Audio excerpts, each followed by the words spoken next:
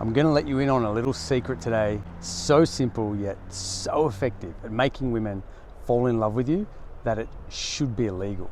It's only a secret because there's no class in high school, your dad didn't know it, and it only works if other men tell you about it. When women try to describe this secret, it gets distorted and loses its power because the ways in which women's attraction for men works cannot be described by women. It's physically impossible. In the same way a fish cannot tell you the secrets to catching it.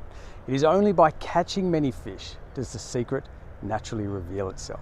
That secret is called qualifying, and in the next 10 minutes I'm going to show you exactly what it is, why almost no men do it, and how it will completely flip the dynamic between you and every woman you ever interact with from this point forward. But first, I need you to feel something, because understanding qualifying intellectually won't change anything. You need to feel in your gut exactly how much it's costing you that you never learned about this. So stay with me here. Have you ever felt like you're chasing a woman? Like you've given her attention and she knows that you love her or like her, and she's given you just enough breadcrumbs to keep you hanging on. You text, she replies eventually. You suggest plans, she's maybe available. You put in the effort, she receives it. And the more you give, the less she seems to want you. So you try harder, more available, more accommodating, more generous. You think, if she just sees how good I am, she'll come around. But she doesn't. And there's another version of this that really hurts. See, it's not just on dating apps. Some of you are married. You built a life with this type of woman. You worked your ass off, you provided, you showed up, you were faithful, reliable, present. You were the good guy, the safe guy, the guy who never complained, never rocked the boat, and always put her first. And slowly, so slowly you almost didn't notice, she stopped looking at you the way that she once did. The sex dried up, the warmth went cold, she became a distant housemate. And no matter what you did, date nights, grand gestures, bending over backwards, nothing brought it back. You tried harder and she drifted further. And eventually it ended. And you were left wondering what the hell happened. Because by every measure, you were a good man. You are a good man. That's not the problem. The problem is something nobody ever taught you that's been costing you in your marriage, in dating, in every relationship you've ever had with a woman. In a moment, I'm going to show you exactly why this happens, and it goes far deeper than you think and affects you in more ways than you first imagined. But first, I want you to see how many of these statements touch a nerve. Maybe you find yourself thinking, oh, I might have a good chance with this one. Like getting her is the win and you're not sure that you deserve it. Maybe you ignore red flags early on because you don't want to ruin something that's going well. Maybe you agree out loud with her opinions even when somewhere deep inside you don't, because disagreeing feels like peace evaporating. Maybe you over-explain yourself, you over-apologize, you justify your decisions to women who literally have no authority over you. You go silent when she does something that bothers you because calling it out feels like it might blow everything up. Maybe you're more concerned with whether she likes you than whether you like her.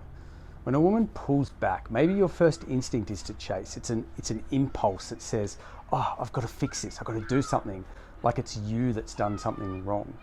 Maybe you've let a woman treat you poorly, cancel plans last minute, go cold without explanation, give you crumbs, and you've said nothing because at least she's still there.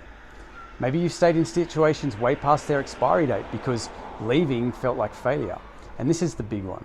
You've got no options. There's one woman and she's it. So every interaction with her carries the weight of everything, which means that you'll tolerate almost anything just to keep her. If 3 or more of those landed, this video is for you. None of this makes you weak. None of this makes you a bad man. In fact, and this is the cruel irony with this, most of the men that I help with this, the ones who battle the most with this, are the best men. Generous, loyal, hardworking, the kind of man who would do anything for the people he loves. Todd is a perfect example. Todd was married at 19, 30-something years with the same woman, heart of gold, the kind of bloke who'd give you the shirt off his back. He'd help you move house, show up at 2 a.m. if you needed him, absolute salt of the earth. And those exact qualities, that giving, selfless nature, were slowly killing his marriage. Not because they're bad qualities, they're not, but because he'd aimed all of that generosity at everyone else and forgotten to aim any of it at himself. His wife didn't cheat and leave because he was a bad husband. She left because somewhere along the way she stopped feeling like she'd won a prize. She stopped feeling like she had to earn him. And when a woman stops feeling that, the attraction dies, slowly, quietly, and almost always irreversibly, unless something changes. Todd had never once in 30 years asked himself, is this woman worthy of me? Not once. And there's a reason he never asked that question, a reason that goes all the way back to childhood. And until you understand it, qualifying will feel completely unnatural, almost wrong. And that's where we're going next. But before we do, just a quick one. If you haven't seen my video, Date Many Women, go watch it after this. I'll put the link at the end because what I'm about to teach you, qualifying, is almost impossible to do when you have zero options. When there's only one woman in your world, you'll tolerate anything to keep her. That video covers the first step, how to create abundant dating options. So go back and watch it after this if you haven't seen it. So why do you do this? Why does a grown man who's successful, intelligent, someone who commands respect in his career, in business, in life, why does he turn into a self-abandoning, approval-seeking shadow of himself the moment a woman is involved? It's not because you're weak or because you haven't met the right woman, or because in any way you're broken. It's because you were trained this way for years. And I'm going to go deep here. From the time you were a small boy, you learned that love was conditional. To receive warmth, approval, affection, you had to earn it. You had to be good enough. You had to be helpful enough, agreeable enough. You had to not rock the boat, not need too much. And if you did all of that, if you were the good boy, the helpful boy, you know, the boy who never caused problems, you got love and attention, or at least something that felt like that. That's not a character flaw, that was just survival. You were a child and you adapted to the environment around you instinctively. Now, here's the problem. You're not a boy anymore, and that world no longer exists, but you are still running that same program in your marriage, on your dates, in every interaction with every woman you've ever wanted to keep. And now I want to explain exactly how this program gets built, because once you see it clearly, you'll recognize it everywhere. You'll see it in yourself, in the other men around you, and most importantly, you'll understand why none of this is actually your fault. Let's talk about the mother wound. It often starts with your mother. Not always, but not in every family, but the pattern is real, and I've seen it in hundreds of men. She loved you deeply, fiercely, completely. She was warm, she was loyal, family first. She would have walked through fire for you. But when that love turned unhealthy, which it often does, without her even realizing, she didn't just mother you, she managed you. She worried for you constantly. She guilt-tripped you, spoke for you, protected you from consequences, made your emotions her business, corrected you. She fed you when you weren't hungry and held you when you didn't ask to be held. And slowly, without a word being spoken, you learned the rules. Don't upset mum. Don't disappoint women. Keep the peace. Be polite. Be good. Be helpful. Be available. Don't be selfish. Don't make her angry. Now some more brutal irony, and the next stage will really sting. She praised you for it. You're such a good boy. You're so thoughtful. You always look after me. You're not like other men. Sounds beautiful, doesn't it? It sounds like love. But underneath it, she was accidentally training you to become her surrogate emotional husband. Not out of malice, out of her own wounds, her own needs, her own unfinished business. And the boy who learned to keep mum happy became the man who keeps every woman happy at the expense of himself. Every time. Now, here's what that does to you at a deep level and why it makes qualifying feel dangerous as hell. Your first deep relationship with feminine emotion taught you one thing above everything else. Female discomfort is dangerous. When mum was upset, the atmosphere changed, the warmth disappeared, the approval dried up, and you learned at a cellular level that your job was to prevent that, to regulate her, to keep her comfortable so the love kept flowing. And so later with women, you become the same man. You over-explain and over-apologize and try to be useful instead of attractive. You seek approval instead of leading. You become terrified of conflict. You confuse being needed with being desired. And you think, if I'm loyal enough, if I'm generous enough, patient enough, emotionally available enough, she's gonna love me.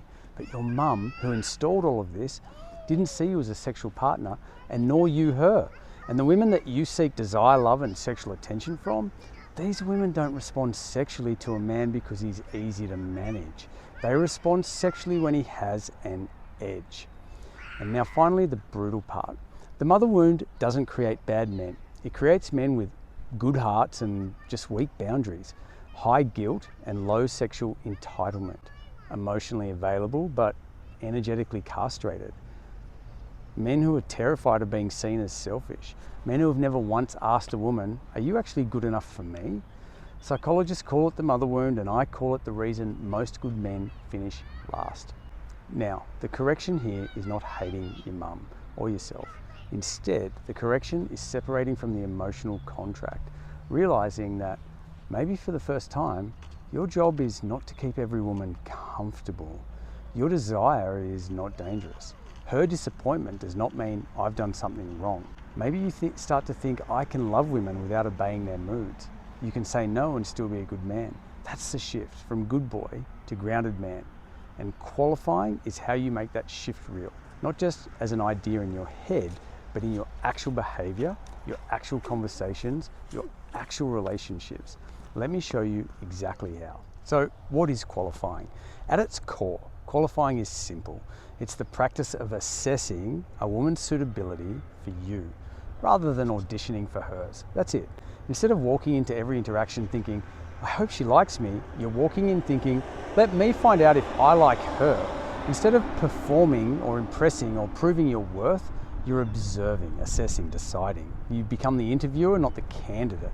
On the apps, most men on dating apps operate from pure scarcity. They swipe right on many women, they open with compliments, they chase responses, and they double text. And they're bending themselves into whatever shape they think she wants. Edward was exactly this man. Intelligent, successful, genuinely great guy, but on the apps he was invisible. Matches going nowhere. Conversations were dying, women were going cold. He'd get a number and text for a week and then nothing. Now when I looked at how he was operating, it was all giving and zero qualifying, because he was so focused on impressing her and getting her that he never once turned the lens around.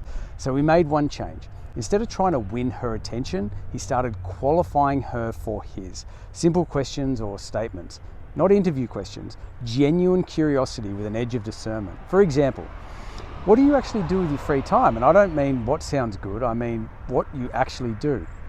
Or, you seem interesting, what's something about you that might surprise me? Or, what are you actually looking for? And be honest, not what you think you should say.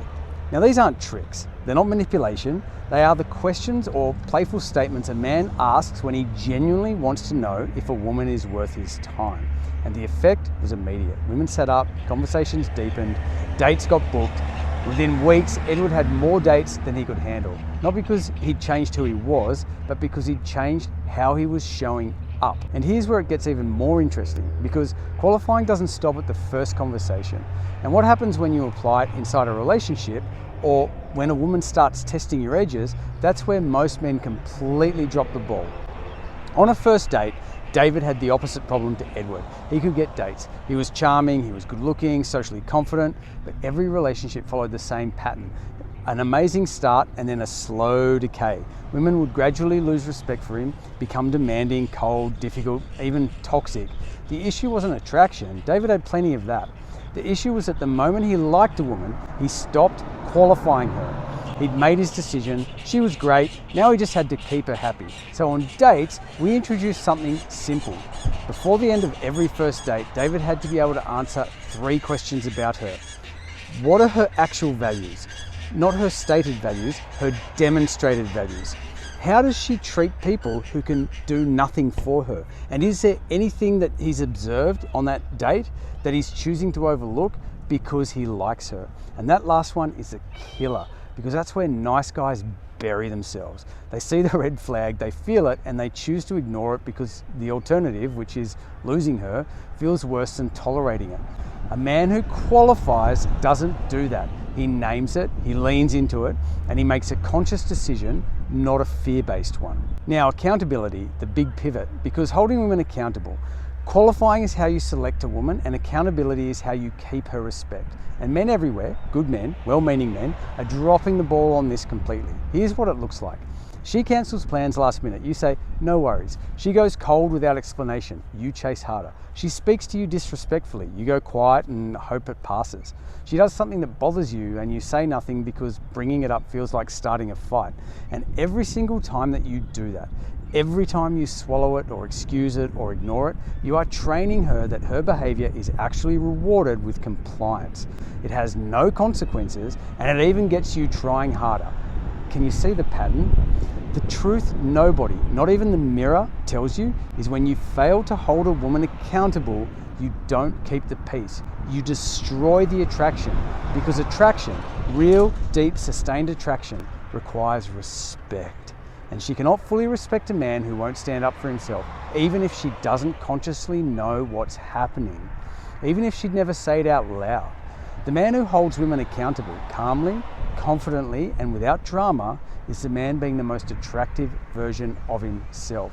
Not because he's being difficult, but because he's demonstrating that he has standards, that his time and energy have value, that he is in fact the prize. Now, everything I've just described, qualifying, holding women accountable, walking in as the prize, is extremely hard to do when you have no options. When you've met only one woman or one woman in your world, she holds all the power, not because she's taken it, but because you gave it to her by default.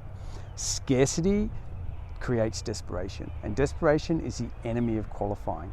And this is exactly why I made the video called Date Many Women, which you can watch in a second. Because when you have multiple women in your orbit, it allows the internal shift to occur because you stop operating from fear. You stop tolerating bad behavior because you feel like you have no choice. You start showing up grounded, relaxed, and genuinely selective. It's a completely different way of being. And once you feel it, you'll never go back. Let me show you what it looks like when it works. I want to tell you about Sal. Not because Sal is just one of my favorite case studies. Sal is just every man in this video. He's you, he might be your brother, he's almost certainly someone that you know. Sal is, Italian, first generation Australian. His parents came here with nothing, brought with them the food, the warmth, the loyalty, the Sunday lunches that go for 6 hours, the family that shows up without being asked, and the mother. Okay, the mother. Warm, fierce, deeply loving, and completely overbearing. She didn't just love Sal, she managed him. She worried for him, spoke for him, made his emotions her business, praised him relentlessly for being the good boy, the helpful boy, the boy who never caused any problems. And you already know what that builds.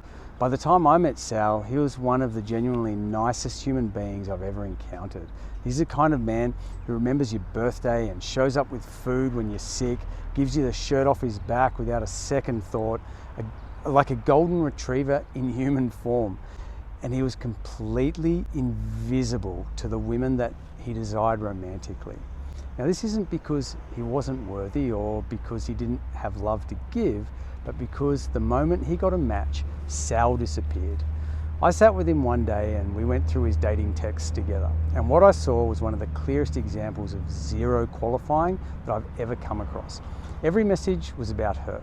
Every question, every compliment, every response, her. And the moment he got a match, he turned on what I call the ooze. Warmth, availability, eagerness, all of it dialed to the absolute maximum from the very first message. Sal didn't exist in his own conversations. It was like he'd gotten a match and immediately decided, she's incredible, I just need to not mess this up. And so he performed. He tried to be useful, tried to be impressive. He tried to be everything that he thought that she wanted. And the women, they felt it immediately. Not as love, but as desperation.